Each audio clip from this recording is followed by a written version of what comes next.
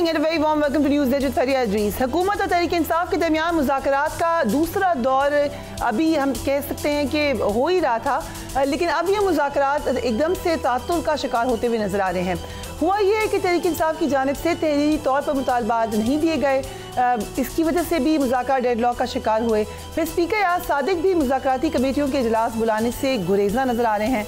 मुज़ाकरात का तीसरा दौर कब होगा, अभी इस बारे में भी कोई क्लैरिटी नहीं है। बानी तहरीक इंसाफ ने कल मुज़ाकराती कमेटी से मुलाकात की दरख्वास्त जेल हुकाम को दी है। हुकूमत का कहना है कि तहरीक इंसाफ तहरीरी मुतालबात पेश करने से गुरेज कर रही है।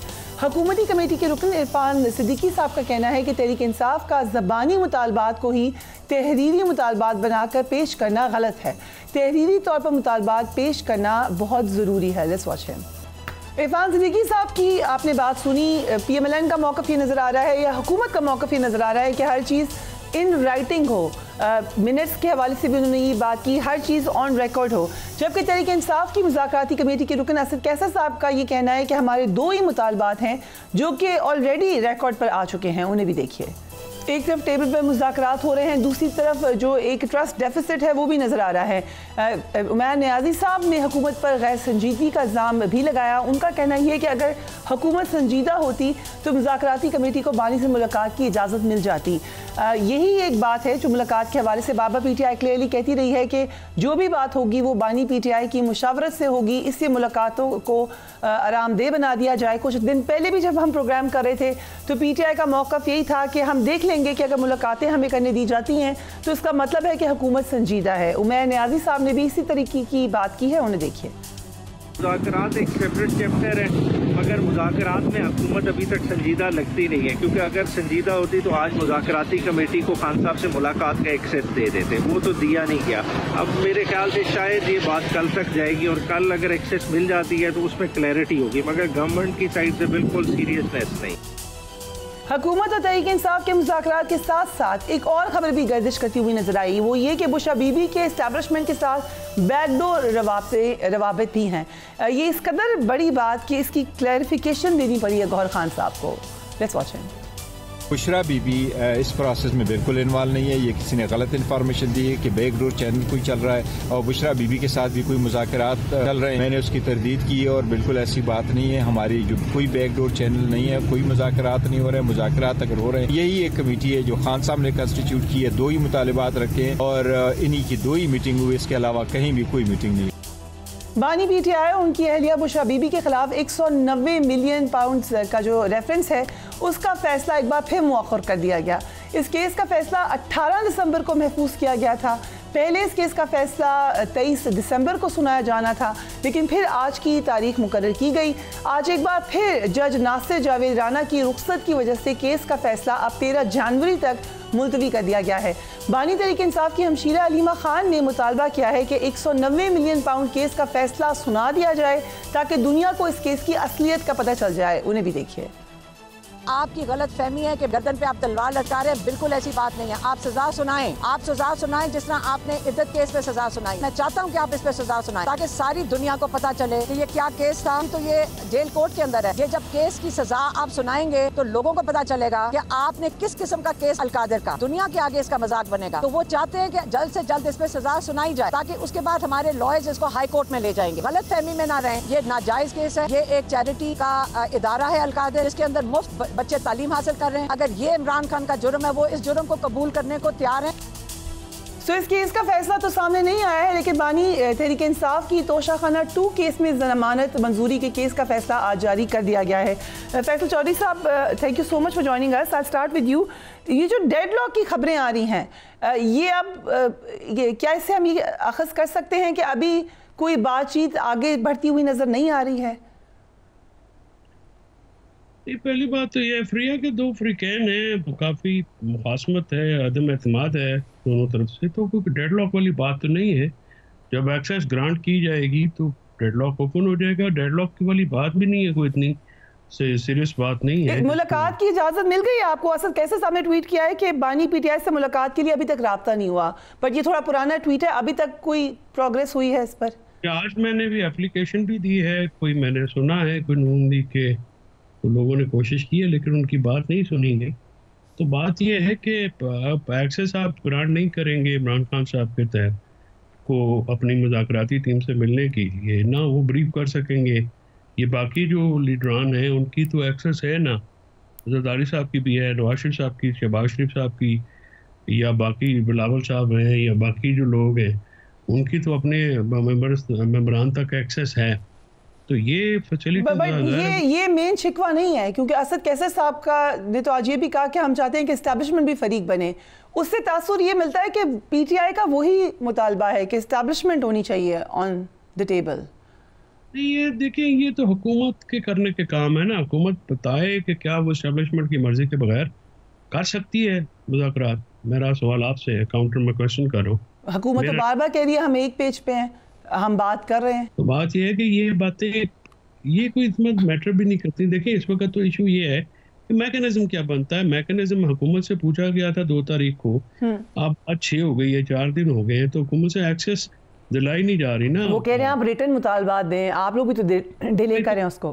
के लिए जब आप इमरान खान से मुलाकात कराएंगे तो रिटर्न मुतालबात भी आ जाएंगे, उसमें कौन सी क़यामत है। एक्सेस क्यों नहीं दी जा रही, ये सवाल जो है ये तो मेरा है ना अपने दोस्तों से, ये नून लीग के दोस्त हैं। आपको भी लग रहा है कि स्टॉल किया जा रहा है या हो रहा है? आज मैंने एप्लीकेशन दी है, कल हमारी लॉयर्स मीटिंग थी, पोस्टपोन कराई है। हाँ साहब उन्होंने मुज़ाकराती कमेटी से मिलने, मैंने कहा जी बिल्कुल ठीक है। उनकी हिदायत पे एक एप्लीकेशन जमा कराई है, जेल अथॉरिटीज को कहा कि हमारी जो मुज़ाकराती कमेटी है उसको एक्सेस दें। अब वो मंडे पहले उन्होंने कहा जी सैटरडे को देंगे, फ्राइडे को दे देनी चाहिए थी, सैटरडे को भी नहीं दी, आज का दिन था वो भी नहीं दी। मेरा मतलब है कि ये स्पेशल जो अगर प्रेसिंग मैटर होते हैं तो वो प्रेसिंग जो है मैयर्स भी लिए जाते हैं ना जी। ठीक है, तो ये हुकूमत बताए कि हुकूमत को क्या मजबूरी है कि वो एक्सेस, उन्हीं की जेल है, उन्हीं के मातहत है, तो फिर बताएं। सो अगर इजाजत दें senator Nasir Bhatt, thank you so much for being on the programme. यही सवाल है, हुकूमत ओपनली नजर आई, मुज़ाकरात में आई, लेकिन एक तो रिटन मुतालबात क्यों इतने ज़्यादा ज़रूरी हैं, जबकि पीटीआई कह रही है कि बातचीत हो रही है। और अगर तहरीर मुतालबात चाहिए तो फिर मुलाकात करने दें उनको बानी पीटीआई से। बिस्मिल्लाहिर्रहमानिर्रहीम। नहीं, मुलाकात तो पहले भी हो चुकी है। जब आप देखें ना, फर्स्ट टाइम जब पहली मीटिंग थी 23 दिसंबर था मेरा ख्याल है, तो उस वक्त उन्होंने कहा जी कि हुकूमत ने पूछा जी आपके चार्टर ऑफ डिमांड क्या है बताएं। उन्होंने कहा जी हम पहले मिल ले अपना बानी पीटीआई से तो फिर बात करेंगे। उनको एक्सेस मिला, वो जाके मिले, तो हुकूमत समझ रही थी कि जब आप दोबारा हम टेबल पे बैठेंगे तो ये अपनी वो रिटर्न में हमें डिमांड बताएंगे क्या है। उस वक्त फिर अब उन्होंने कहा कि नहीं जी वो तो अभी हमारी इस पर बात इतनी हुई, अभी हम जाएंगे, अब हमें इजाज़त दें, हम जाएंगे तो जाके उनसे मिलेंगे तो फिर हम आपको आके बताएंगे। तो मेरा ख्याल है कि मंडे या आज तो गुजर गए, कल या परसों मुलाकात हो जाएगी। पर मुझे ये समझ नहीं आती कि जो मुज़ाकराती टीम इमरान साहब ने बनाई है उसको ये कोई पावर दे रहे हैं, उसकी कोई अथॉरिटी है भी कि नहीं कि वो आके उधर जाते हैं। अगर वो इमरान खान से मिलते हैं, बात करते हैं, तो आके उनको बताना तो पड़ेगा ना, रिटर्न लिख के देना पड़ेगा कि हमने क्या बात करनी है। मेरे ख्याल में अभी तक तो मुज़ाकरात शुरू ही नहीं हुए। मुज़ाकरात तो उस वक्त शुरू होंगे जब वो कोई चीज तहरीर लिख के सामने रखेंगे कि हमारे क्या मुतालबात है। लेकिन मुझे ये बताइएगा, ठीक है उनके मुतालबात देर हो रही है या आ जाएंगे, हुकूमत की कोई मुतालबात हैं? कभी हुकूमत भी मुतालबा करती है, अपोजिशन आके बैठेगी, मुतालबा तो अपोजिशन कर रही है ना, हुकूमत क्या मुतालबा उनसे करेगी? मसलन ये कर सकते हैं कि आप हमें समझें कि हम एक लेजिटिमेट हुकूमत हैं या हमारा मैंडेट तस्लीम करें, क्योंकि वो आपका मैंडेट नहीं मानते। मैं एक एग्जांपल दे रही हूँ कि ये हो सकता है मुतालबा। ये क्या एग्जांपल है जी? ये वो मुझे आप बताएं, आप हुकूमत के साथ बैठते हैं, अब आके वो कहें जी हुकूमत से कि आप अपने मुतालबात बताएं, क्या देना है पूछने में, क्या हम उनको अपने मुतालबात बताएं? यानी आप कुछ एक्सपेक्ट नहीं करें, आप सिर्फ एक गिविंग पोजीशन में अपने आप को समझते हैं, वो जो मांगेंगे वो आप कर देंगे। बट वाई इतनी अच्छी क्यों हो रही है हुकूमत? देखे ना, आप मुझे बताएं, मैं तो ये समझता हूँ कि जितनी मुज़ाकराती टीम है, अगर उसको डाला जेल मुंतकिल कर दिया जाए 1 हफ्ते के लिए, वो बैठे रहे, उससे मुज़ाकरात करते रहे, बातें करते रहे, वहाँ से जूम पे बता दें कि अब ये इमरान कह रहा है, अभी बानी पीटीआई ये कह रहा है। मेरा ख्याल है ये सीरियस ऑफर है। Is this a serious offer? मैं आपको देखे ना, इसके अलावा फिर हमारे पास क्या रास्ता है कि इनको हम वहां जगह दे दें, बानी पीटीआई के पास या अडयाला जेल में एक हफ्ता रहे, उनसे सारी बातें करते रहे, पूछते रहे, अगर कुछ ज्यादा पड़े तो जूम पे। देखिए पीएम साहब ने जो एक टीम बनाई है उसके पास अथॉरिटी है, वो बात करते हैं, वो यार 10 मिनट बाद नहीं कहते हम जा रहे हैं। हम तो आपको एक्सेस दे रहे हैं कि जब आप मुज़ाकरात शुरू करते हैं कुछ चीज़ बीच में ऐसी होती है जिसमें वो अपनी जो मुज़ाकराती टीम है बानी पीटीआई की कि उनकी अथॉरिटी नहीं है, तो वो कह सकते हैं जी अगली मीटिंग कल रख लें, परसों हम जाते हैं, जाके मिल के आगे बताते हैं। लेकिन वो भी कुछ शुरुआत कर ही नहीं रहे, कोई तहरीर के बगैर मेरा नहीं ख्याल के कोई बात शुरू होगी कोई। ओके, ये भी आपने क्लियरली बता दिया कि तहरीर के बगैर बात आगे नहीं चलेगी। कादर खान मंदोखेल साहब, ऑब्वियसली पीपल्स पार्टी के भी मेंबर्स शामिल हैं इन मुज़ाकरात में, आपको क्या पार्टी की इस वक्त पॉलिसी है, उसमें एक्चुअल एक्टिव रोल अदा करेंगे या आप पीएमएलएन को और पीटीआई को डिसाइड करने देंगे और you will be just an observer? मेरे ख्याल में फरिया, अगर मैं इन शॉर्ट बात करूं, पीटीआई को मनाने से पहले मुस्लिम लीग नून को जो ना वो पीपल्स पार्टी को मनाना चाहिए। हमारे साथ जो इत्यादी है या सपोर्टर है वो तो हम ही डॉज दे रहे हैं, तो अब आगे पीटीआई को क्या संभालेंगे, क्या मुज़ाकरात करेंगे। और पीटीआई भी बड़ी नादान जमात है जो मुज़ाकराती कमेटी से जो ना वो रिलीज ऑर्डर की तवक्को कर रहे हैं कि इमरान खान को रिहा कर दे। उनके पास तो इतने इख्तियार नहीं है कि वो जेल में इमरान खान साहब से मुलाकात करा ले। आज फैसल चौधरी साहब को तहरीरी तौर पे दरखास्त देना पड़ा। तो अब मुझे बताओ कि इन मुज़ाकरात का क्या एंड होगा, क्या इसकी वो होगी। अब देखो कि जो चीजें हैं, या तो हुकूमत भरोसा नहीं कर रही है पीटीआई पे, या उनकी जो मुज़ाकराती टीम है वो अंदर कुछ और बात कर रही है, बाहर कुछ और बात कर रही है। अगर इतनी नाराजगी है कादर खान मंदोखेल साहब, तो नवीद कमर साहब क्यों बैठे हैं मुज़ाकराती कमेटी में? नहीं, देखिए नाराजगी तो हमारी अगर हम जिस दिन दिखाएंगे ना उस दिन तो अगले मिनट में हुकूमत खत्म हो जाएगी। अभी मैं आपसे बात करूं, अगर बिलावल साहब अभी ऐलान करें तो अगले मिनट में जो ना ये आप भट्ट साहब को हुकूमती ओहदेदार नहीं कहेंगे, आप इनको पता नहीं क्या कहेंगे, अपोजिशन कहेंगे या सेक्रेटरी खाली कहेंगे। भट्ट साहब को जिस दिन से मैंने पीएमएलएन के बारे में सुना था उस दिन से मैं भट्ट साहब को जानती हूँ, ये इतने पुराने पीएमएलएन के मेंबर हैं। बट चले ठीक है, आप ये कह रहे हैं कि पावर आपके पास है तो पीटीआई को तो आपके साथ मुज़ाकरात करने चाहिए। नहीं कहेंगे, आप सिर्फ सेनेटर कहेंगे। सिर्फ मेरा सवाल ये है कि आप हुकूमती ओहदेदार नहीं कहेंगे, आप ऐसे सेनेटर करेंगे। भट्ट साहब हमारे अच्छे भाई है। लेकिन वो आज एहसन इकबाल साहब का आपने बयान सुना होगा, वो कहे थे हल्की फुल्की मौसीकी चलती रहती है, कोई सीरियस नाराजगी नहीं है पीपल्स पार्टी की। नहीं, वो हल्की फुल्की मौसीकी ज्यादा देर नहीं चलने वाली है। आप देख रहे हैं, अगर सिंध पहले बंजर बना हुआ है, वहां दरिया सिंध से अच्छे नहरें निकालेंगे हमें पूछे बगैर। और अगर आप अथॉरिटी बनाएंगे, पोर्ट अथॉरिटी बनाएंगे 2 सूबों में जहां समंदर है, वहां हमसे पूछ नहीं रहे हैं, हमसे मशवरत नहीं कर रहे हैं। वहां पंजाब में हमारे एमएनएस को अगर आप तंग कर रहे हो और उनकी जो हल्कों में वहां पे जो उन अफसरान को लगाए जा रहे हैं जो एंटी पीपल्स पार्टी है, और जहां सिंध सैलाब से डूब गया वहां फंड नहीं दे रहे हैं। शहबाज शरीफ साहब और मेरा हल्का एक है, 50 अरब रुपए का KFI मनसूबा बना था, उनके लिए फंड एन मौके पे इनकार कर दिए। तो अगर इस तरह आप करेंगे तो हम मजबूर तो नहीं है ना कि हम आपके साथ चलेंगे।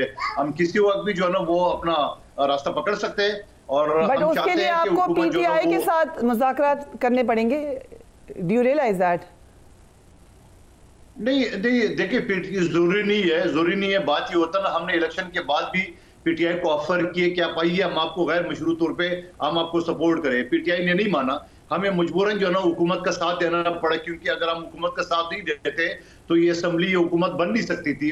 तो अभी मुझे यही लग रहा है कि शायद नून लीग जो है ना वो हमसे जान छुड़ाना चाह रही है, क्योंकि शायद वो डिलीवर नहीं कर पा रही है। पंजाब सबसे बड़ा सूबा इनको मिल गया और इस वजह से वो चाहते हैं कि वफाक जो है ना वो खत्म करे या कौमी असम्बली का इलेक्शन दोबारा हो जाए। मुझे तो ऐसे लग रहा है। बड़ी इंटरेस्टिंग बात की आपने मंदोखेल साहब। मैं इस पे भट्ट साहब से भी कमेंट लूंगी। Faisal Chaudhry sahab will taking a quick break, उसके बाद हम वापस आते हैं।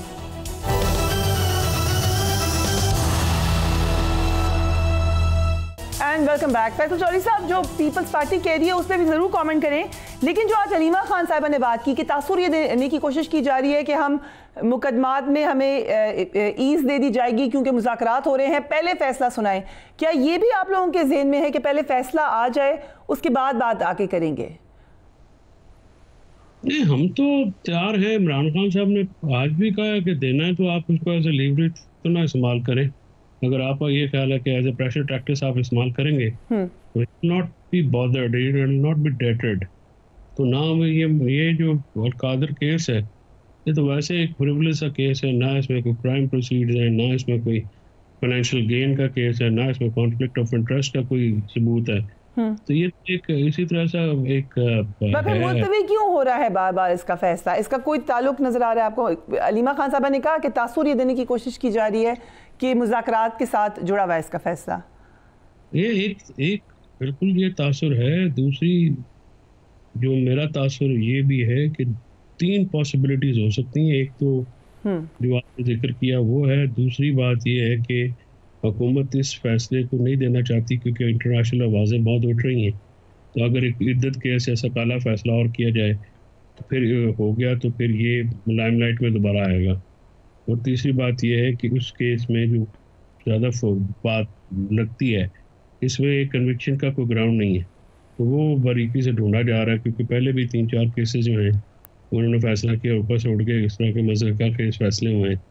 तो ये 2-3 चीज़ें हो सकती हैं, पॉसिबिलिटीज़ हो सकती हैं, क्योंकि जुडिशियल ऑर्डर में तो कोई ऐसी रीज़न दी नहीं गई कि जिसको बंदा कहे कि वो रीजनेबल ऑर्डर है। सो आप ये कह रहे हैं कि अगर सजा सुनाई जाती है इस फैसले में तो इसका कोई असर मुज़ाकरात पे नहीं पड़ेगा। बट एक और बात भी बताएं, जो अलीमा खान साहबा कह रही हैं कि ऑफ़र हुई कि बैरून मुल्क चले जाएं, खामोश हो जाएं। खुद खान साहब का बयान आया कि मुझे ऑफ़र हुई कि मैं बनी गाला शिफ्ट हो जाऊं। ये मुज़ाकरात तो अभी शुरू भी नहीं हुए, भट्ट साहब बता रहे हैं। तो ये ऑफर्स किधर से हुई हैं? भट्ट साहब से पूछे ना फिर ये ऑफर्स कहाँ से हुई हैं। तो ऑफर्स हुई हैं हुकूमत ने की है, क्या हुकूमत ने की है, असल हुकूमत ने की है, किसी ने तो की होंगी। भाई यो सेइंग कि ये ऑफर्स हुई हैं। नहीं, मैं आई एम इन्फॉर्मिंग यू कि इमरान खान साहब ने हमें मतलब किया कि ये ऑफर्स उनको हुई हैं। जब अटक में थे उनको कहा 3 साल के लिए बाहर चले जाएं, तो फिर ये मामलात हो सकते हैं, आप खामोश हो जाए। तो वो एनआरओ जो उन्होंने नहीं लिया, अब ये कह रहे हैं कि लिख के दे, ये जो भी है चले, एनआरओ को ये करना चाहते हैं। रिलक्टेंस है पीटीआई की कि इन राइटिंग नहीं देना। राइटिंग देने में देखें ना, ये रिलक्टेंस की ये बिल्कुल प्रिय आप बात तब करें ना जब इमरान खान से मुलाकात हो। हाथों फैसला तो उन्होंने करना है, आप एक्सेस दे नहीं सकते हैं, इसका जवाब नहीं दिया। बाकी दुनिया आप जी आप हमारे मेंबर जो हैं कौन सा फ़ोन करते हैं रोज़ाना सुबह शाम, तो फ़ोन के बगैर हिलते नहीं हैं। आपके फ़ोन तो आपके लीडर तो सारे बाहर बैठे हुए हैं, इतने केसेस में इन्वॉल्व होने के बावजूद सारे केसेस जो है माफ़ करवाए गए, पूरी कंकॉक्शन की गई, एक लॉज को चेंज किया गया अपने सेल्फ सर्विंग इंटरेस्ट के लिए। उनका और इमरान खान की सिचुएशन का कैसे कोई तकाबुल कर सकता है? इसके लिए तो पोलिटिकली इमेच्योर होना ज़रूरी है। यानी एक बंदा जो जेल में है, जिसकी एक्सेस नहीं है, जिसको आप किसी बंदे तक आपकी मुलाकात नहीं आप होने देते, 4 महीने हो गए, 5 महीने बच्चों से उनकी बात नहीं हुई, एक दफ़ा हुई है, तो 4 महीने वाला के ऑर्डर ये है कि हर हफ्ते में 1 दफ़ा कराएंगे। टीवी उनका बंद है, अखबार आप लिमिटेड उनको इन्फॉर्मेशन देते हैं, एक अखबार जाती है, हालांकि रीडिंग मटेरियल जो है वो अर्जेंट मैनुअल्स के तहत उनको देना चाहिए। तो ये इस किस्म की हरकतें जो हो रही हैं, तो फिर बदएतमादी तो डेफिनेटली दूसरे तरीके से इमरान खान के ऊपर जो है, क्या वो उनकी बातों को तो बड़े सख्ती मनाई जाती है कि जी वो बड़ी सख्त बातें करते ही सख्त बातें, नरम बात तो कोई नहीं करे। अभी भी जो ट्वीट आई है वो कोई सॉफ्ट ट्वीट है। आपने उनके बच्चों, अपने उनकी बीवी को, उनकी पार्टी को, उनका इलेक्शन छीन लिया, आपने किसी कारकुन के घरों को। तो फिर चौधरी साहब फिर ये कह देना कि हमारा सख्ती का स्टांस है, हमें कोई ट्रस्ट नहीं है, हम नहीं बात करते। आप लोग बात करने का भी कह रहे हैं और फिर ये भी कह रहे हैं कि हमें ट्रस्ट नहीं है। इसके पास बात करने के अलावा फ्री कोई और हथियार होता नहीं है ना, बातचीत तो होगी। ठीक है, बातचीत का कौन सा रास्ता है बताएं आप? ठीक है, पाकिस्तान पीटीआई तहरीक इंसाफ जो है ये मुज़ाकरात पाकिस्तान के लिए कर रही है। अब देखिए कादर ने कितनी खोरी बातें की हैं। पूरी पीटीआई, वो शाजिया बीबी का सुबह आपने स्टेटमेंट भी पढ़ा। आप मुझे बताएं कि क्या वो पीपल्स पार्टी और नून के जो आपस में गिले हैं, it is politically much more serious than what is being discussed. इसका मतलब है कोई बात तो हो रही है कि पीटीआई के ऊपर नजर करम इतनी ज्यादा है मीडिया की कि बाकी जो चीजें हैं वो आप इत्तेहादियों की लड़ाई जो हमेशा पोलिटिकली आप कह रहे हैं कि सीरियसली मामलात इस वक्त आपको नजर आ रहे हैं कि आपस में ताल्लुकात खराब हैं पीपल्स पार्टी पीएमएल की, then it's a great political opportunity for you. फिर आप पीपल्स पार्टी से क्यों नहीं मुज़ाकरात करते? देखिए, हम मुज़ाकरात जहाँ से करें उसमें पीपल्स पार्टी भी शामिल है, नून भी शामिल है इनकी मुज़ाकराती कमेटी में, वहाँ पे जो एक पार्टी वाली भी शामिल है। तो बात यह है कि बात करें पीपल्स पार्टी के तो अपने के लिए है ना, नून के साथ क्या पीपल्स पार्टी के साथ? अगर इजाजत दें तो भट्ट साहब से पूछ लेते हैं। भट्ट साहब, ये तो 13 साल रखा है, अपना बीबी को जेलों में धक्के कौन खिलवाता था? तो क्या पीपल्स पार्टी वाले बच्चे अगर ये भूल गए हैं अपने साथ होने वाली चीजें, तो तीसरा शख्स क्यों उनसे हमदर्दी करेगा? सोचने की बात है ना। ओके, भट्ट साहब सोचने की बात कह रहे हैं फैसल चौधरी साहब, लेकिन पीपल्स पार्टी के मौक़िफ़ पे जरूर मुझे जवाब दीजिएगा। ये हल्की फुल्की मौसीकी से ज्यादा है, यही बात कह रहे हैं मंदोखेल साहब भी, यही बात कह रहे हैं फैसल चौधरी भी। देखिए फरीद साहब, मुझे भी थोड़ा टाइम दे दें। मुझे पता है पीटीआई को आप ज्यादा टाइम दे रही है फैसल, ये आप ज्यादती करते हैं भट्ट साहब, हर दफा आप मुझे इल्जाम लगा देते हैं, लेकिन अभी आप बात करें। अच्छा, फ्लोर इज योर्स। अच्छा, देखें आपने मंदोखेल साहब की बात की, जमहूरियत का हुस्न होता है आपस में इख्तलाफात, ये होता है सियासी जमात है ना, जमहूरियत है, अगर उनको कोई किसी बात पे इतराज़ है वो बात करते हैं, वो उसका फिर जवाब भी दिया जाता है, फिर अगर कोई चीज़ें ऐसी होती हैं वो ठीक हो जाती हैं, इसी का नाम जमहूरियत है।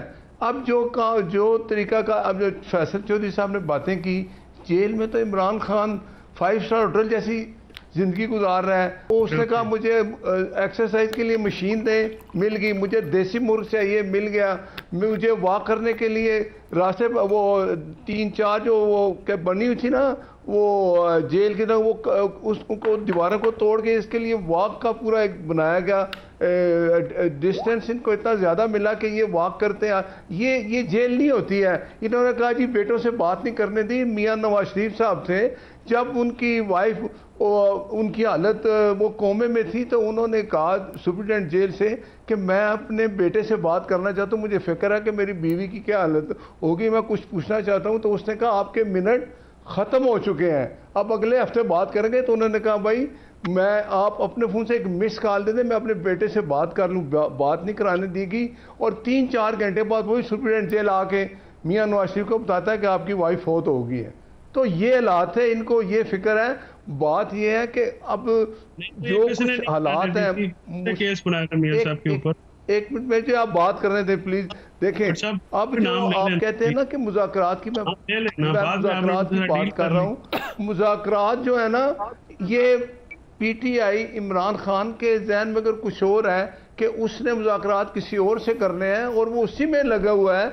अब बात यह है कि हुकूमत ने इनसे 2 साल से कह रहे थे कि आप हमारे साथ मुज़ाकरात करें, कोई चीज अगर इजाजत दें, आपने बिल्कुल आपने कहा कि अभी मुज़ाकरात वही हो रहे हैं जो एस्टेब्लिशमेंट आप एक पेज पे हैं। तो फिर ये जो पीटीआई कह रही है कि हमें ऑफर हुई कि आप बैरून मुल्क चले जाएं, हमें ऑफर हुई कि आप बनी गाला चले जाएं, ये हुकूमत ऑन बोर्ड थी इस ऑफर में, आप लोग ही कर रहे थे ये ऑफर। देखें नहीं, ये बिल्कुल झूठ है। देखें ना, इसीलिए हम क्यों कहते हैं कि तहरीरी तौर पे आप अपनी डिमांड बताएं।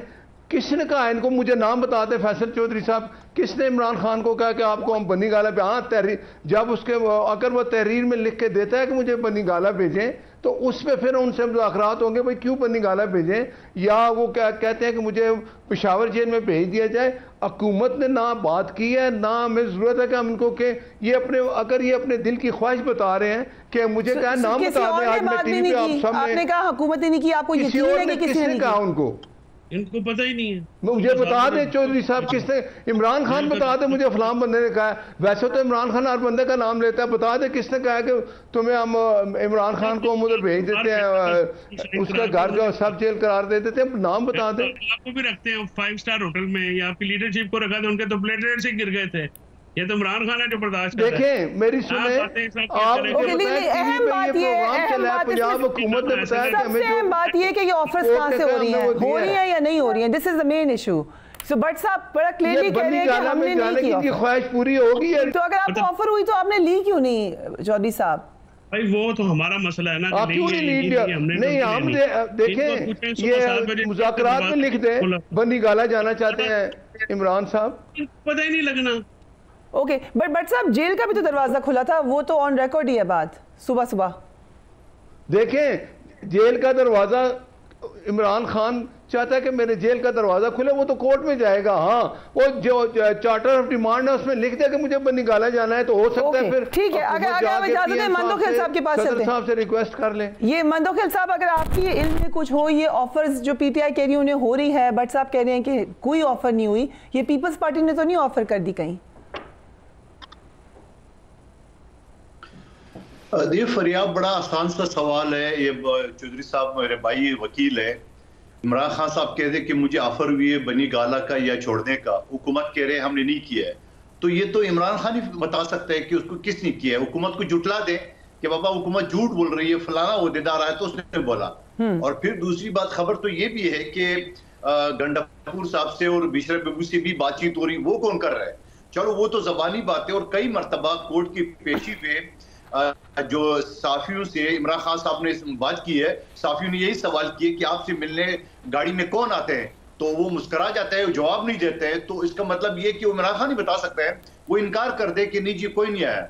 और फिर ये बताए कि सुबह 7 बजे जो जेल खोला था, यकीनन हुकूमत ने खोला था, तो वो जो इमरान खान साहब से कौन मिलने आते जिसने वो जो धरना था उसको मौखर कर दिया। तो ये सारे सवालों का जवाब तो इमरान खान साहब के पास है कि वो इसका जवाब दे दे क्या है, उसे कौन मिलने आ रहा है। और ये फैसल चौधरी साहब ने एक और बात मैंने गौर से सुनी, उसे बड़े इंकशाफ की इस बात का, शायद आपने तवज्जो नहीं दी है।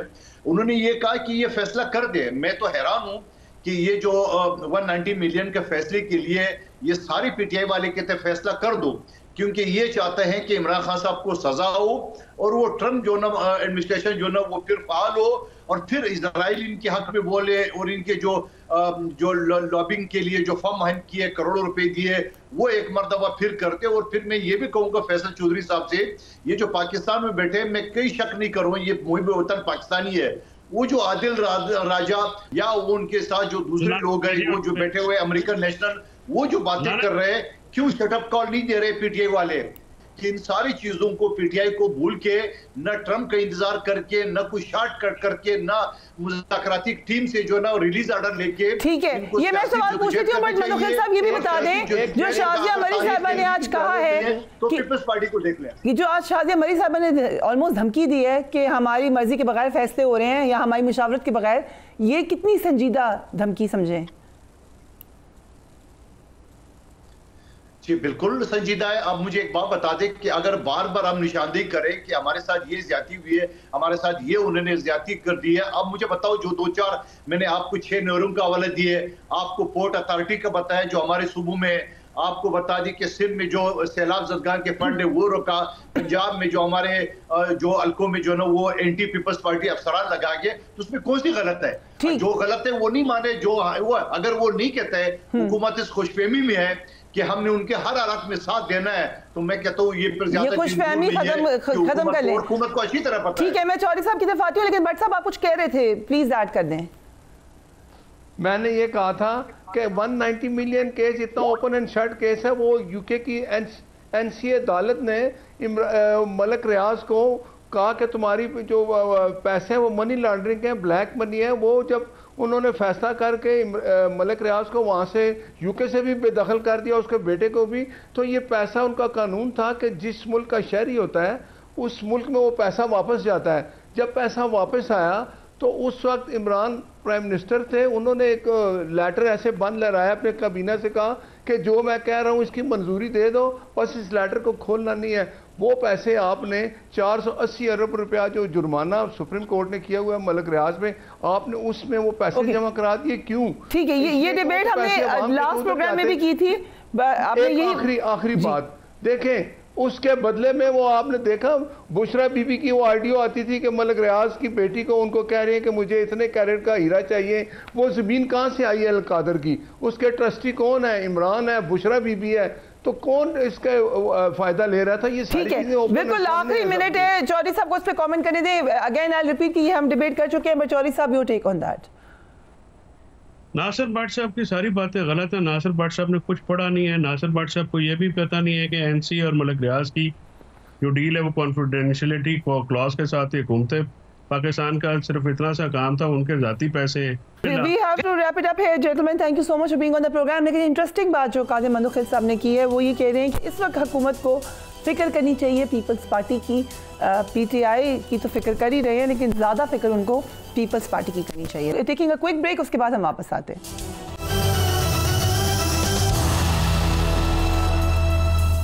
रूस के दारुल हुकूमत मॉस्को में साबिक शामी सदर बशारुल असद को जहर देकर कत्ल करने की कोशिश की गई।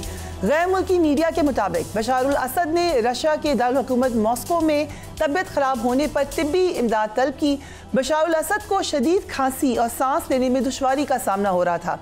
साबिक शामी सदर का इलाज उनके अपार्टमेंट में किया गया। रिपोर्ट्स ये भी कह रही हैं कि मुख्तलिफ टेस्ट की रिपोर्ट्स में बशारुल असद को जहर देने की तस्दीक हुई है। बशारुल असद की हालत अब बेहतर बताई जा रही है।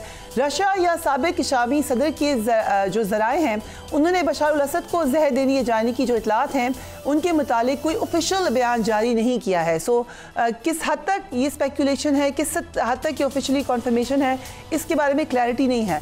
बशारुल असद के अलावा उनकी अहलिया भी शदीद बीमार रिपोर्ट की जा रही हैं और उनको कैंसर का इलाज जो है वो उनका कंटिन्यूड है। रशिया के अंदर शाम के साबिक सदर को कत्ल करने की कोशिश का इंकशाफ अब एक बड़ी अहमियत इख्तियार कर रहा है। शक ये किया जा रहा है कि शायद बशारुल असद को कत्ल करने की साजिश में भी इसराइल कहीं ना कहीं मुलविस हो। इससे कबल भी इसराइल से मुख्तलिफ ममालिक में ऑपरेशन करके हमने असैसिनेशन के मामला भी होते हुए देखे हैं, मुख्तलिफ शख्सियात को कत्ल भी किया गया है। बशारुल असद शाम से फरार होने के बाद रूस ही क्यों गए, ये भी एक अहम सवाल है। इसकी सबसे बड़ी वजह यह है कि कई साल से उनका एक इत्तेहाद कायम था। बशारुल असद और रूस के कितने करीबी ताल्लुकात थे, इस पर भी एक नज़र डालते हैं। 2011 की खाना जंगी के दिनों में रूस बशारुल असद का अहम इत्तेहादी बनकर सामने आया था और रूस ने शाम में 2 फौजी अड्डे कायम कर रखे हैं।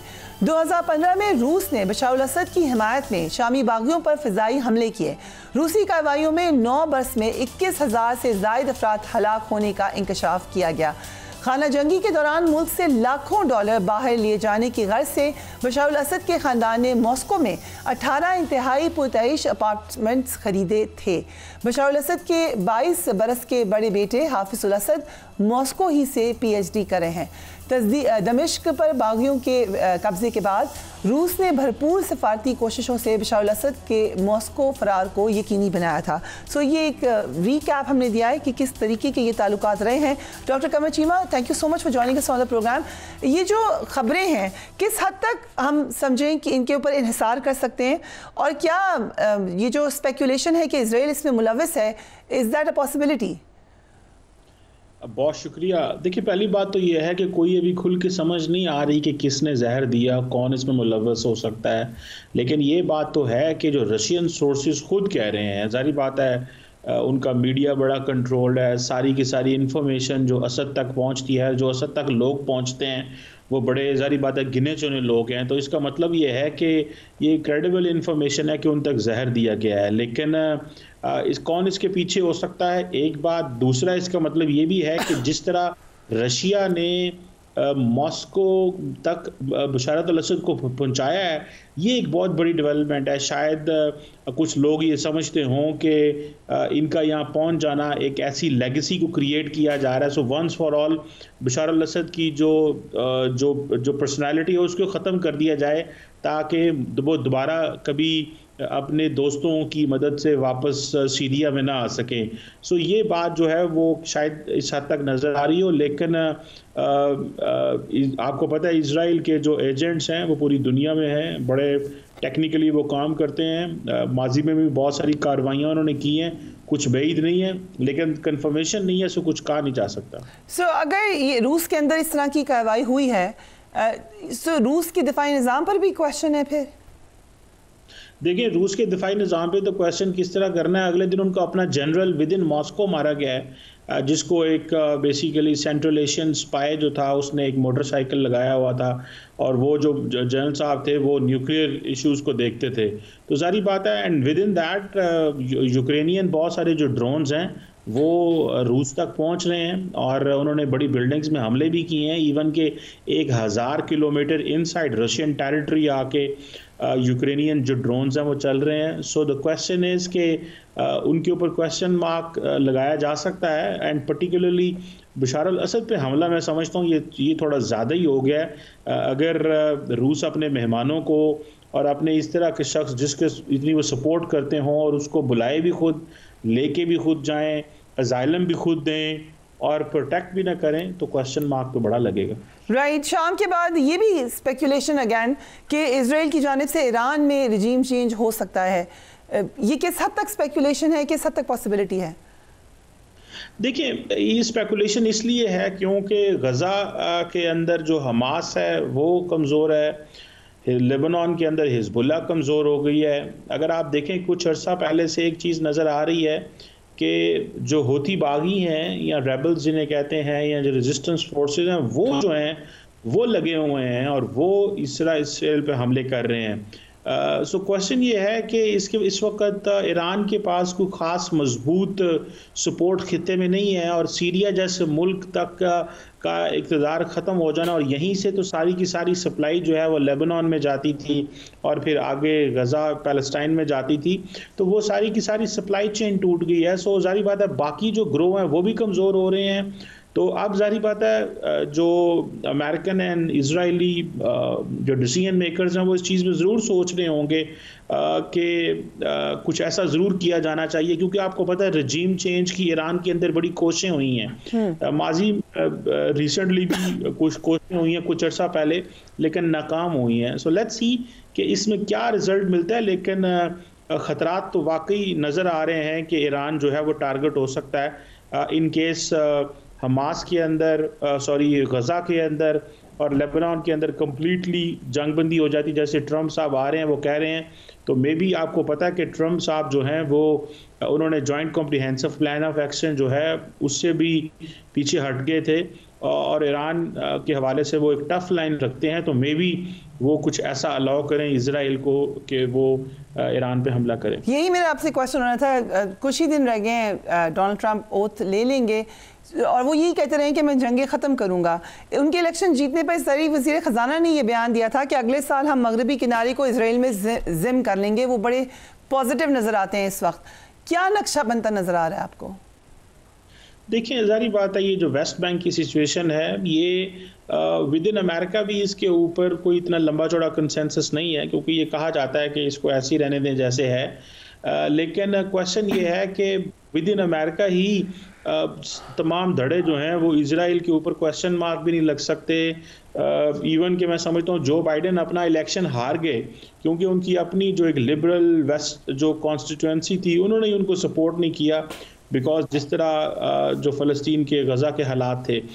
सो लग ये रहा है कि डोनाल्ड ट्रंप अगर पावर में आते हैं तो वो उन लोगों को अपॉइंट किया हुआ है जो बहुत ज़्यादा प्रो इजराइल हैं, एंटी ईरान हैं, हॉक हैं, तो कुछ भी कहा जा सकता है। और आपको पता है लास्ट टाइम उनके सन इन लॉ जैरेड कुशनर जो है उन्होंने कैपिटल भी चेंज करवाया था इजराइल का। सो बहुत सारी पॉसिबिलिटीज़ हैं, बहुत सारी ऐसी चीज़ें हैं जिनकी जो मुमकिन हो सकती हैं। सो लेट्स सी कि क्या होता है। Right, let's see what will happen. Thank you so much, Dr. Saab, for joining us on the program. यकीनन जो इंटरनेशनल जो भी इवेंट हो रहे हैं उसका डायरेक्ट ताल्लुक पाकिस्तान के ऊपर भी आता है, इसलिए we keep a close watch कि इंटरनेशनली दुनिया में क्या तब्दीलियाँ हो रही हैं। Do give me your feedback. अपने हवालों का ख्याल रखिए। अल्लाह हाफिज़।